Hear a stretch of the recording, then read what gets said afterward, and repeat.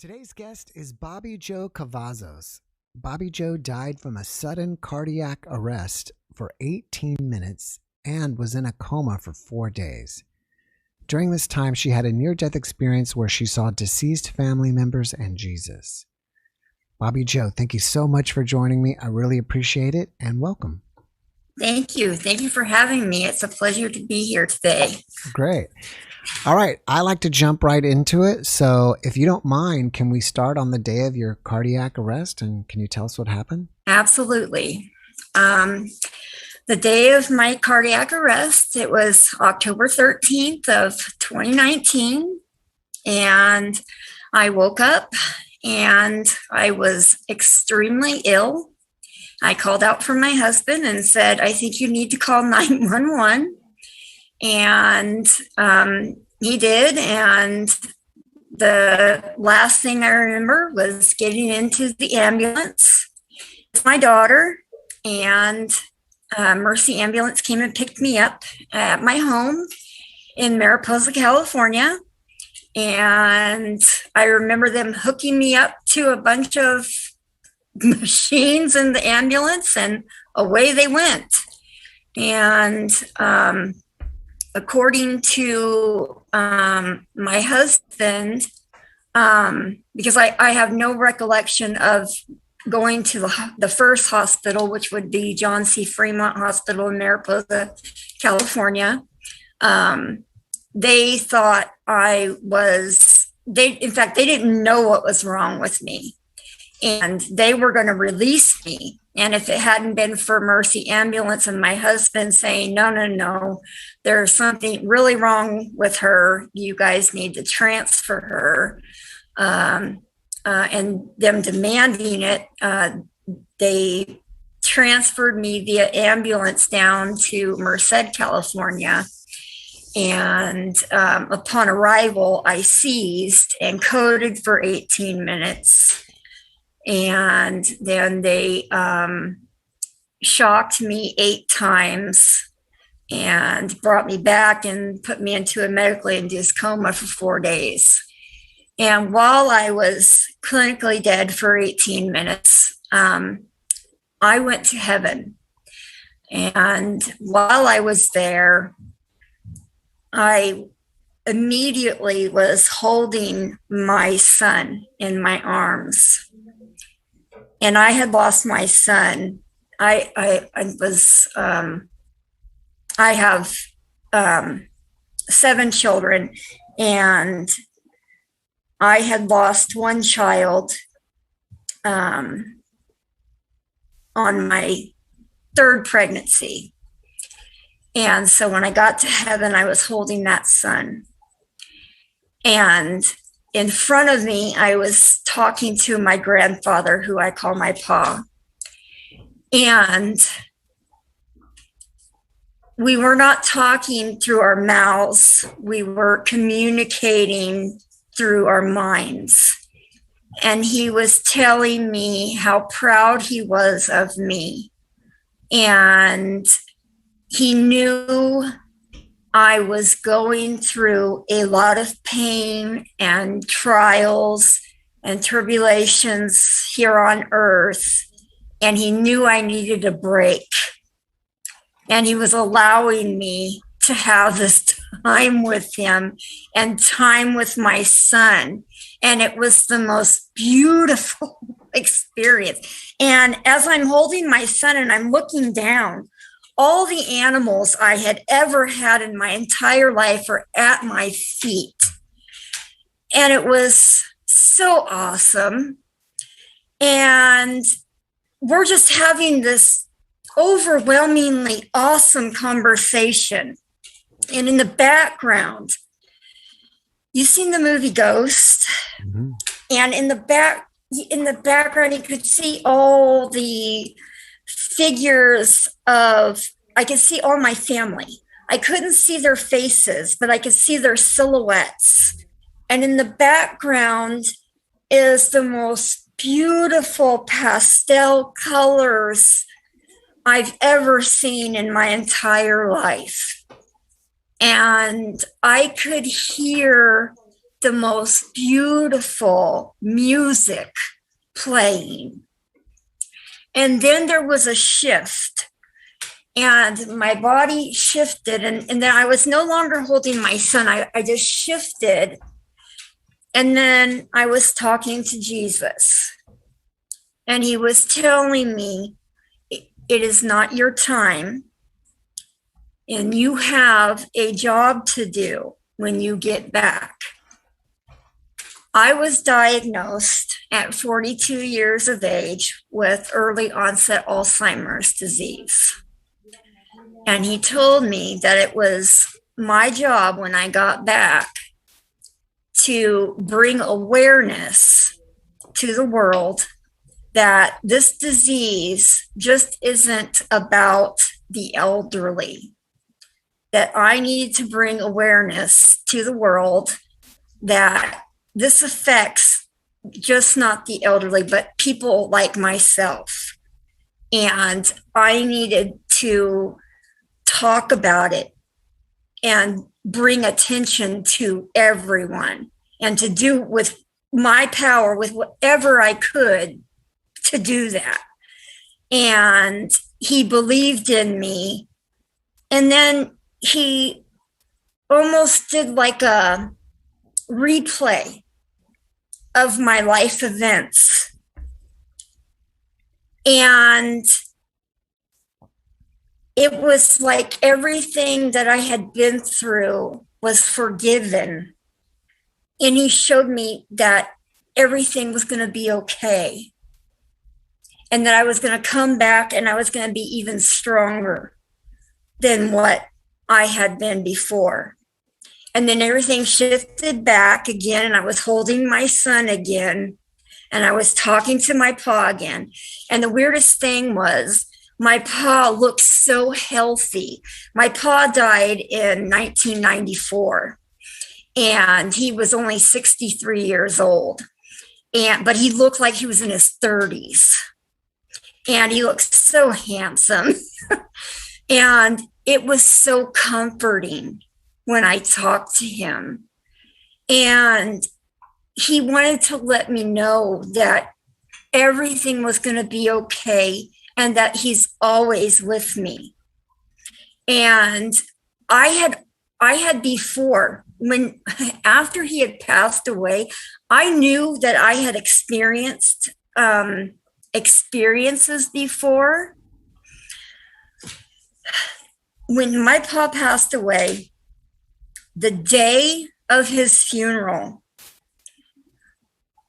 I asked for him to do something for me, and he did it. And he confirmed that when I went to heaven. He told me that that was him. So when I was there, and he said, now, God told you it's not your time, and I'm telling you it's not your time, but I just wanted you to know that it's okay. And I know you needed a break, and I know you needed to come and see me. So that's why we brought you home. But now it's time to go back. And then that's when I felt my body back in my body, and I woke up from my coma. Wow. Yeah. What is the reason that you had your cardiac arrest? I mean, do you have heart disease, or what's going on? Well, I do have that, but the reason I actually suffered the cardiac arrest is because 12 years ago, I was diagnosed with spinal stenosis in my C3 through C6. And I had emergency surgery on my neck, and I've got titanium in here. I was prescribed oxycodone and morphine. Wow. And so I was put on opioids. After the surgery, I was put into pain management, and I was supposed to get off of the opioids. Well, after that, I was diagnosed with ankylosing spondylitis, which is sort of like rheumatoid arthritis. Well, because of that, my spine is fusing together and it pushes my spine forward. So I stayed on the oxycodone and morphine for 12 years. So I had a series of unfortunate series of events occur. About a year before I died, I started having teeth problems. And I went to Western Dental in Merced, California, and they told me I had an infection in my mouth. They referred me to Fresno, California, to a doctor by the name of Dr. Gindi. He also said I had this infection in my mouth. They referred me to Wisdom Teeth Away in Fresno, California. They also said I had this infection in my mouth. They removed all my teeth. That year, I started losing weight because I wasn't able to eat the proper foods to keep thriving. Well, in the meantime, I'm going to my primary care physician. She's thinking it's because I'm on the opioids for so long. So she takes me off the opioids cold turkey. Now, I only take the opioids 4 times a day. I never misuse the opioids, but she took me off cold turkey. In conjunction with doing that and the teeth removal, my body went into complete shock. I was basically like a bulimic person or anorexic person. My body started to shut down. My magnesium and potassium levels were virtually non-existent, and that's what caused my cardiac arrest. Oh, wow. Interesting. Yeah. And I'm completely opiate free. Okay. I'm no longer on any opioids. That is awesome. And yes, that's awesome that you didn't get into serious or more serious trouble with that. Because, a lot of people aren't making it from, I'll put it nicely, they end up not making it after being on it for too long or whatever. Exactly. You just kind of eventually blanked out after you got shocked a bunch of times, and you just kind of you had your cardiac arrest and you were out. Yeah. After your last memory of just being on Earth and then you were out, do you think there was a delay of time, or did you were out and then all of a sudden you didn't say you went through a tunnel, so you came from a consciousness of laying down and then all of a sudden you were immediately holding your son, or was there was no kind of travel or anything? It was just I was just there. I think because it was such a traumatic event, I think God allowed me to not feel any pain, because I didn't feel any pain whatsoever. I just was there. And I'm so grateful for that, because but believe me, when I woke up, I had lots of pain. Once you were there, did you realize that you were dead and you were in heaven? Yes. Or were you first like, hey, where am I? What's going on? No, I knew immediately where I was, because I didn't want to come back.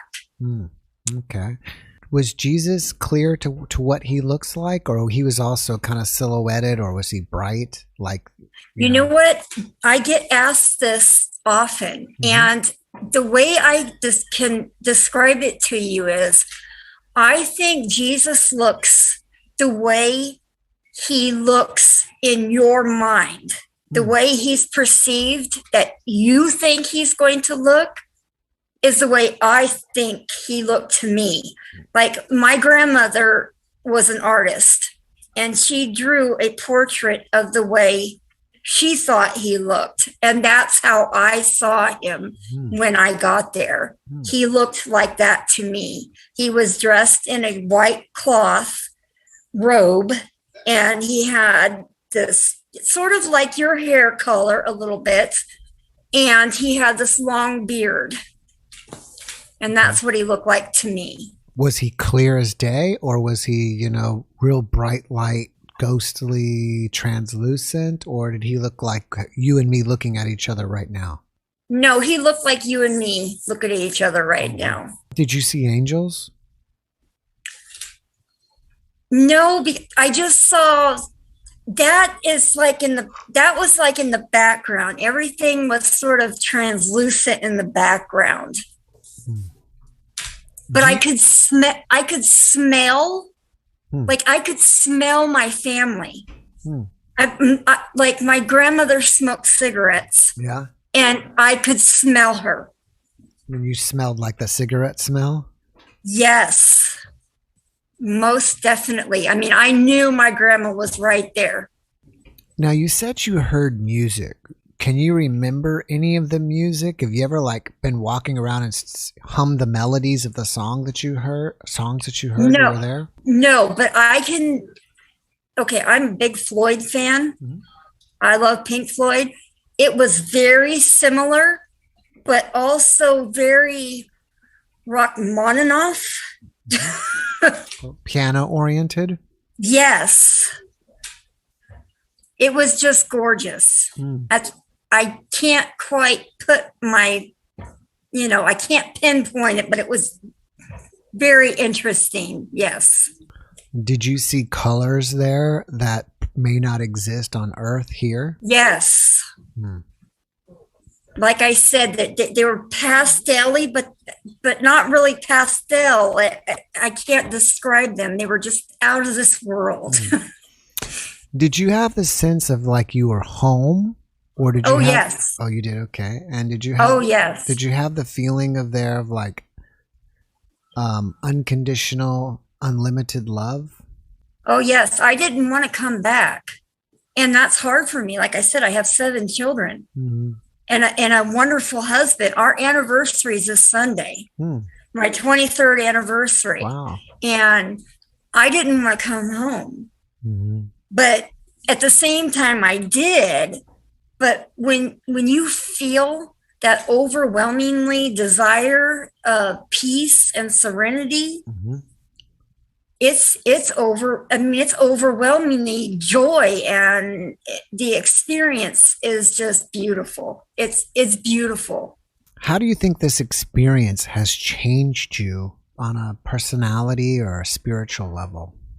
Oh, it's totally changed me. It's totally changed me. I've lost friends and family because of it. Why is that?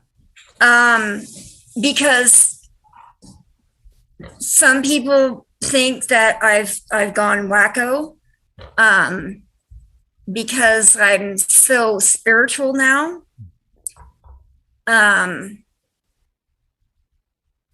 They can't grasp the concept that I went to heaven, which is sad to me. I know where I went, and I know what I felt and what I saw, and I'm comfortable with that. And I think it's changed me for the better. I'm much more confident in myself. I stand up for myself now. It's changed the way that I see people. And this is sort of weird too. I know things more. Like I sort of have an intuition about things before things happen now. So I'm a lot different, more comfortable. That's interesting that some of your friends just couldn't, deal with the new you. Like, I mean, it seems like you would make you a nicer person and a more loving person, and maybe they were fear. Maybe I was going to say maybe it made them afraid or something. Yeah, that's what I find. I think it's fear. Fear of the not knowing. How did your husband deal with it? He's been great. Oh, that's great. Yeah. We're like peas and carrots. Oh, that's great. So have you noticed any other abilities that you may have gotten, like this precognition that you have? Yeah. I like I said, I sort of have this intuition of knowing things before they happen. Are you seeing anything like spirits or anything, Yes. or ghosts or I, whatever? Or I, hear stuff? my family talks to me all the time, Hmm. all the time. Was it hard to deal with at the beginning? A little bit, a little bit. But at the same time, I'm thankful that I'm hearing them all the time because I don't miss them anymore. Mm-hmm. It's like whenever I need to have a conversation, I'm just go ahead, go ahead now because I don't feel so lonely anymore. Mm-hmm. And I really needed that. Now, when you're saying all the time, I mean, is that like any time of the day and you just kind of Yeah. how do you hear it? Do you just do you hear it in their voice or do you hear Yeah, I hear it in their voice. in your voice? I hear it in my, like, if my pa wants to say something to me, he'll just say it and I can hear him. Interesting. From what I know about the brain, part of the brain of vision kind of overlaps the part of the brain for auditory. So that's why when you read something, if you read it silently, but you're reading it, you read it and hear it in your own voice. Right. But you're not hearing your own voice. You're hearing their voices. Yes. Wow. Very much so. And I'm having visions at night time. And I've also learned, like with my Alzheimer's, you know, with early onset, I was diagnosed, like I said, 4 years ago. And early onset's more progressive than later onset. So my time here is limited. Yeah. And people with my early onset tend to start having visions more frequently when our time starts to come to an end. So, and I've been having more frequent visions in the evening times. So I've been having little visions here and there. Okay, well, we don't want you to go yet. No, I'm not ready. I'm not ready. And second of all, you seem to be, you don't seem to be losing too much memory. I'm on my brain medicine, so I'm doing good right now. So, is this experience, is it fading as a memory, or is it something that you can't escape from? This experience is always there. It's always there. That's interesting. And I'm thankful. I'm thankful for that. Do you fear death now? Oh, absolutely not.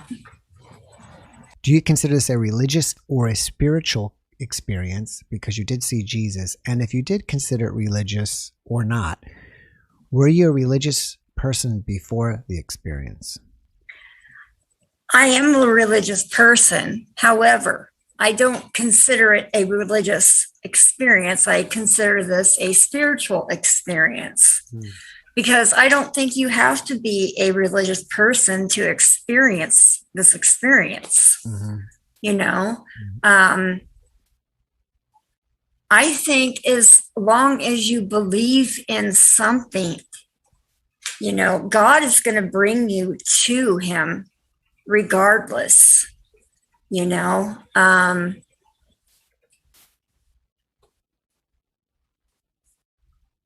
Okay. People are going to find God. Right. You know, it just happens, you know. And if I believe in my heart that our energy, we have enough energy for other people that if we all pray for everybody, we can bring them to God too. So, and I had all kinds of people praying for me that day. And I believe that helped me as well. I think you mentioned that God gave you a mission to speak about Alzheimer's. Yes. During this experience, did you get any other lessons or messages from God? or anything that you should be learning or sharing? Just about the Alzheimer's. That was his main goal for me, was to come back and, share about the Alzheimer's, because so many people are not talking about people with early onset. It's all about later onset. And there are so many people like myself, that are being diagnosed even in their 30s. Wow. And it's so unfortunate. There's other countries, and I don't have any literature in front of me to give you numbers or anything, but there are, other countries right now that are suffering horribly with early onset. Mm-hmm. And there's really no need for this. I mean, there needs to be lots of research, and lots of people can go to, they can go to act.alz.org, mm-hmm. To the website, and you can donate and to do research, and so that our future, our children and our grandchildren won't have to know what this disease is like. Mm-hmm. And I would so appreciate that, because my family, I have a horrible family history of this disease. My grandmother, my uncle, my grandmother, my great-grandmother, my uncle has Parkinson's, and he'll eventually have Alzheimer's. It's all in conjunction with it. And I would hate for my children to have it. So mm-hmm. Any help is good help. Yeah, I'm going to put something in the discussion of the video. I'll either put the website that you mentioned, or is there another website that you would want me to yeah, well, put actually, about Alzheimer's? Yeah, in October the 2nd of 2021, that same website, the act.alz.org/Merced 2021, I'll be walking in Merced, California to end Alzheimer's. Oh, and you can go and look for my team name, and you can join my team and donate if anybody's wanting to come join and walk with me to end Alzheimer's. That would be awesome. I'd be more than overjoyed to have anybody do that. So that would be great. When did you find out that you had Alzheimer's? I was 40. I'm 45 now, and I was 42 when I first found out. So was that right before this experience? Yes. It was like bam, bam. Everything happened all at the same time. How did you realize that you were having it? What were your symptoms? Well, I was not paying bills when I thought I was paying bills. And my husband came home and was like, hey, how come these bills aren't getting paid? And I was like, what do you mean? And I could have sworn I was paying the bills and they weren't getting paid. And then I was misplacing keys and misplacing things. And I used to be an athlete. I used to pitch an 80-mile-an-hour softball. Wow.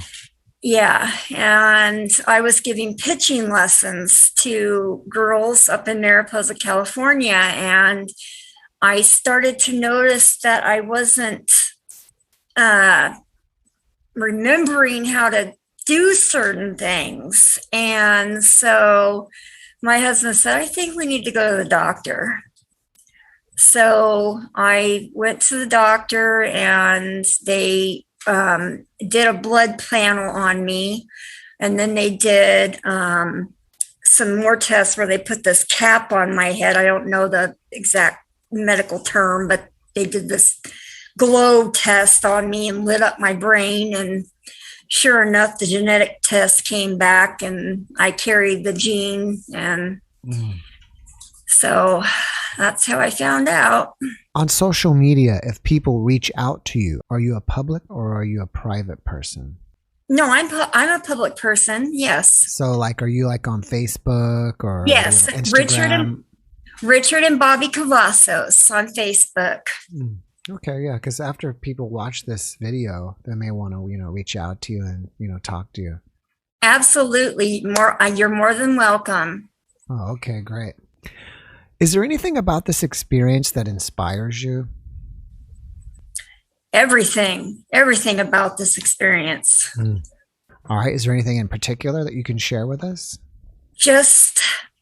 I'm just thankful that I know this sounds weird, but I am thankful that I did go to heaven because I was able to release a lot of sadness that I had before I went.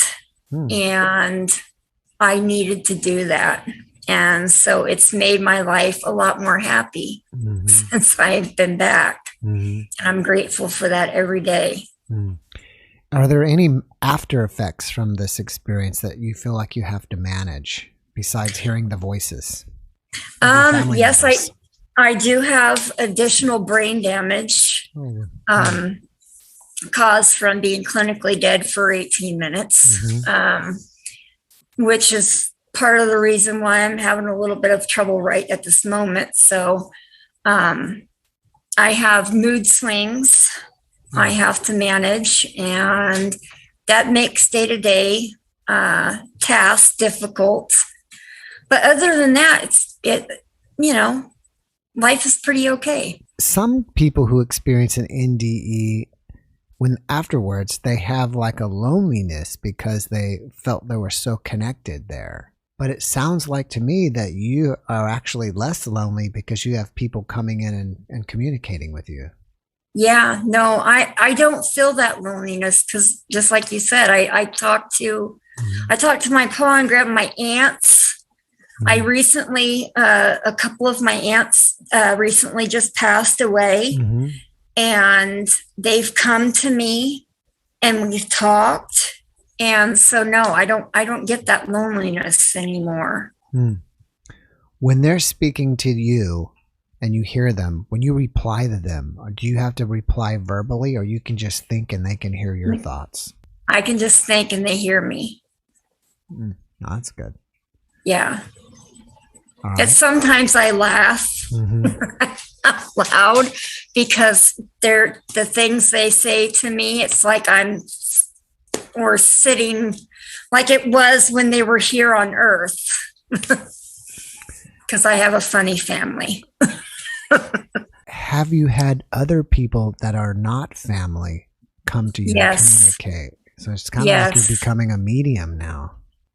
Well, I wouldn't say that, but I have had a couple of friends that I was very, very close to come to me. Would be interesting is if you had somebody who, that stopped being your friend after your experience, and then they passed, and then they come to you and say, hey, you were right after all.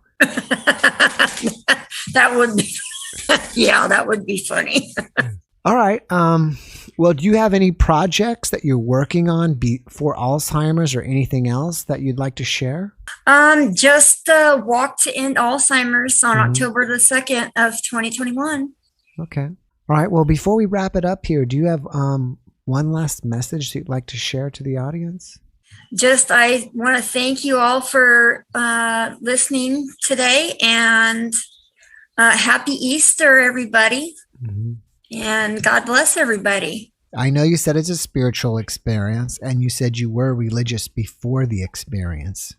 After the experience, did you become more religious? Did you become, did you get into Christianity more or anything like that? I'm Catholic. Oh, Catholic. Okay. Did you dive deeper into Catholicism afterwards, or not really? I'm still the same. You're still the same. Yeah. Bobbie Jo, thank you so much for joining me. I really appreciate it. I wish you the best, and just have a great evening. Thank you. You too. All right. God bless. God bless you, and bye-bye. Bye-bye. Thanks for watching the Jeff Mara podcast. I really appreciate you. Another way to show support is through YouTube memberships. And if you do, there are loyalty badges and other perks depending on your level of membership. All you need to do is click the join button underneath the video to find out more. Thank you for your support.